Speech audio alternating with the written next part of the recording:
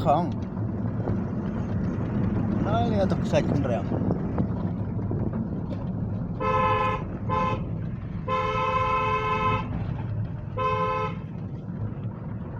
Nah, ini cendur ya, belum.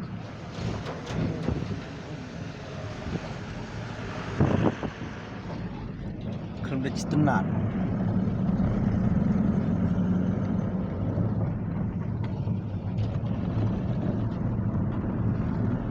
Long yang lagi atau kesakitan rem. Oh, benar.